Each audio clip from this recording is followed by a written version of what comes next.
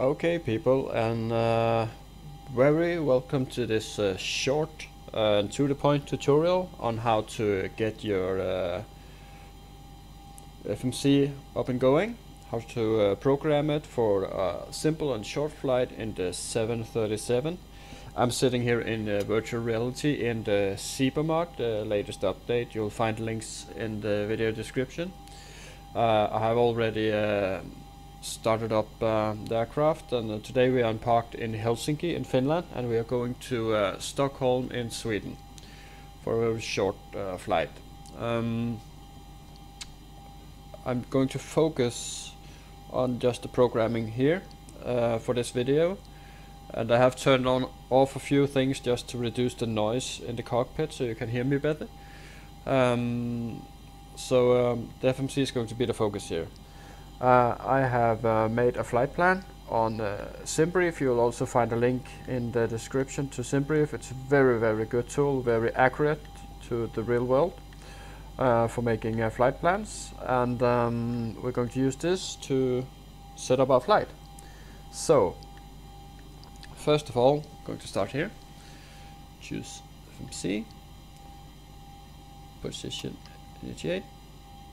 Then you punch in the airport you're currently parked at. We are at Vanuatu in Finland. I think it's T, but we'll just make sure. It's my first time here, so let's see. K, that's a good thing we checked. And we'll put that here. Then we'll need to set in our position. Now I have set our GPS to nav, so they are aligning currently. So while we wait for that, we'll put in last known position, which we will get from here, and then go back,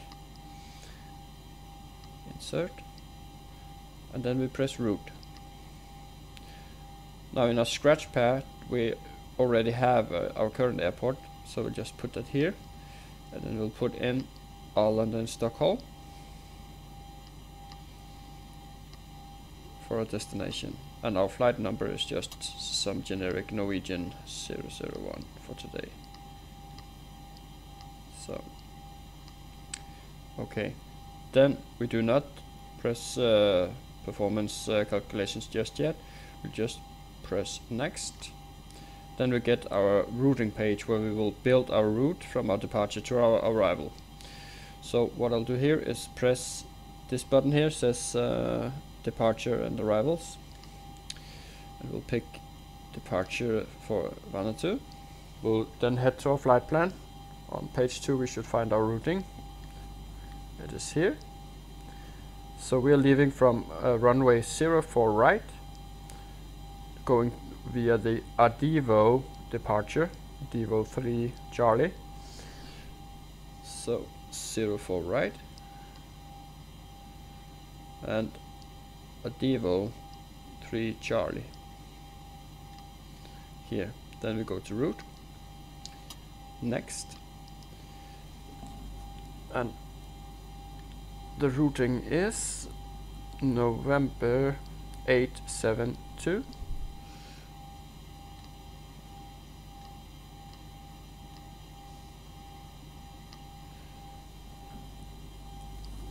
till Ceylon.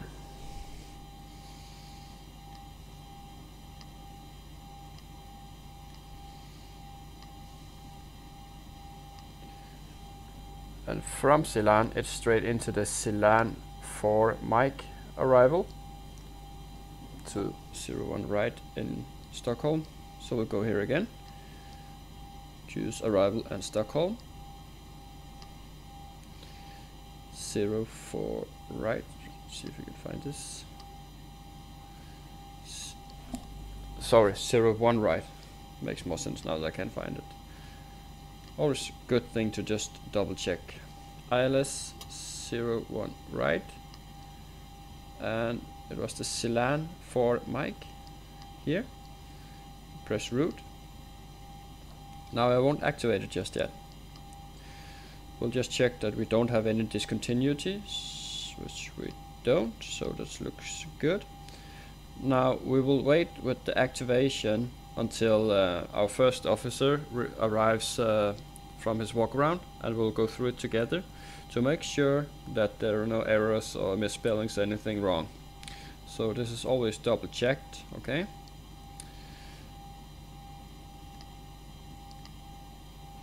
So what we'll do next is we will go to our performance calculations. Let's go here. And our zero fuel weight, in the Sweviver mod you can simply just press here and it will extract whatever zero fuel weight you have inserted in your tablet here, or wherever you set it up in most aircrafts, but in the Sweviver mod you will set it up here in this here area, and it will extract your zero fuel weight. You can put it in manually, it's a good practice, so, but we'll just extract it here. Okay, just get back to the flight plan. Our reserves for this trip I will put in 2.4.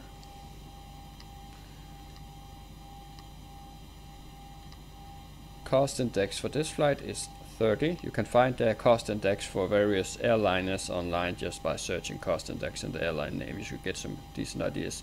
Basically it tells you how fast you fly.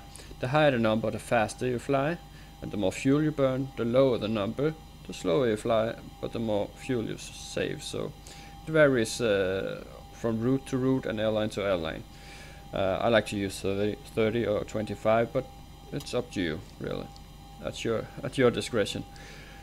Okay, our transition altitude is 5,000. We can cross-check that with the departure maps later on, but it looks fine for Finland. Now we'll need to find our flight level, so we'll move onwards to page 4, I believe, here. Here we have all our routing, and we are looking for top of climb, which we got here. We will put this on top, and today we will be cruising at 34,000 feet. So we'll put that in here, like so. And the winds are 275.39. Dash 39. We'll put that here. And our easy deviation you will find here. It says P02, that means it's +2. So if it were -2, you would put in minus here, and it will of course be denoted with an M02.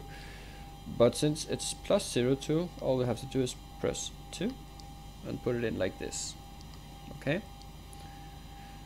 Now also we would need to execute this page, our performance page, but this is also part of the check we'll do with the first officer, so we'll just leave this for now.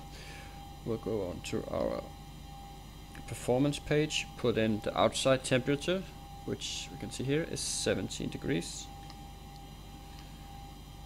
Sorry, forgot this one here, 17. Like so.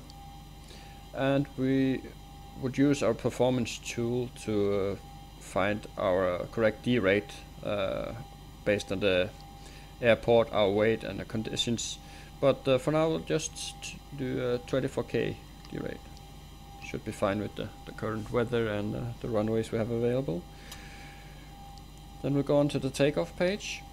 We'll put in flaps 5 for takeoff. And you'll see we'll get our takeoff speeds here.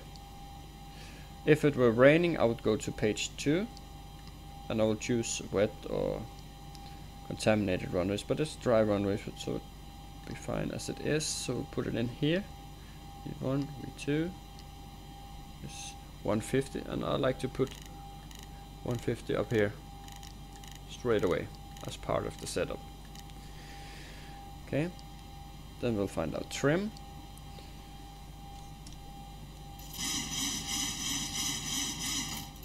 Should be fine there. Verify the speeds, and they're verified. Okay, so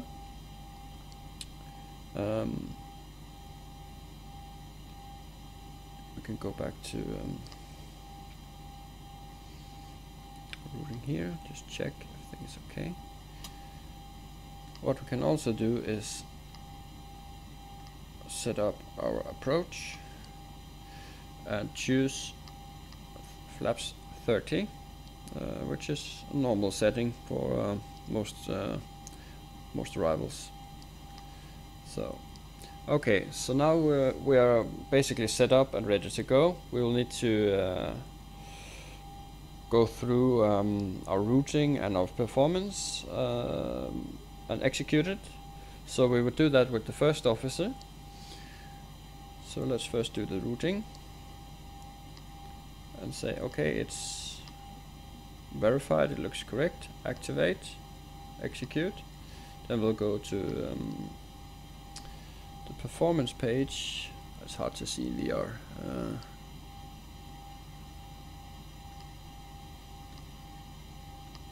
Performance and execute.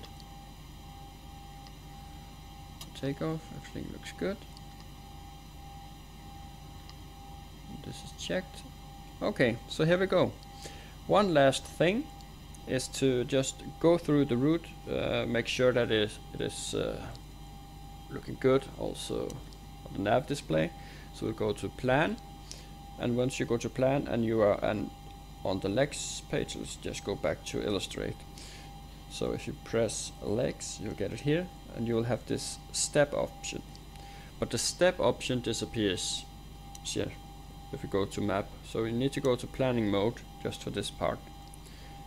And you can go through the departure, so left hand turn.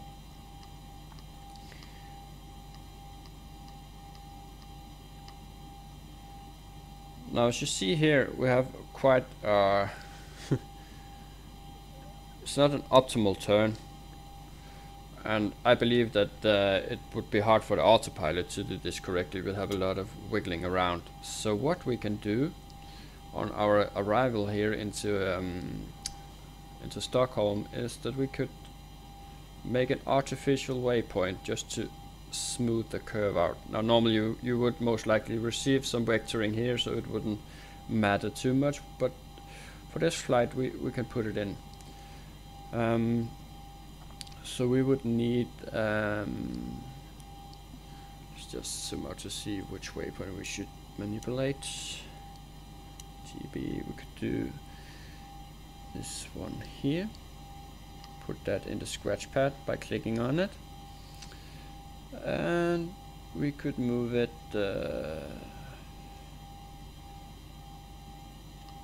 like so, 90 degrees out here, and let's say 6 miles would be good. So dash 6.0. Okay, and we could put it in here. Then we can execute it. Then we will have a discontinuity, but we will remove that by choosing this waypoint here, moving that up, and that should connect these two dots. Execute, and there we go. Now this is a much more smoother turning to the approach. So we'll just step through. This is our artificial point. This is the old point, but now we have these nice curves and it looks much better. So we can just check that we have a decent base leg. Okay, from here we have 2 nautical miles, and then we have 12, so we have a 14-mile base leg. But I would assume that we will use most of these 2 miles here on just getting established on the approach. So this here looks very good, and the speeds also, you can of course cross-reference that with our maps, or normally we would receive speeds from the controllers. So that's not something we need to worry too much about. Just make sure that it's not too much out of whack. But that's basically it, folks. Just how to set it up, and now we're ready to set up the rest of the aircraft and get going. So I hope you enjoyed this tutorial, and that you drop a subscribe and a like. I hope to make much more videos in the future, explain related. So have a splendid rest of the day, and I'll see you in the next video.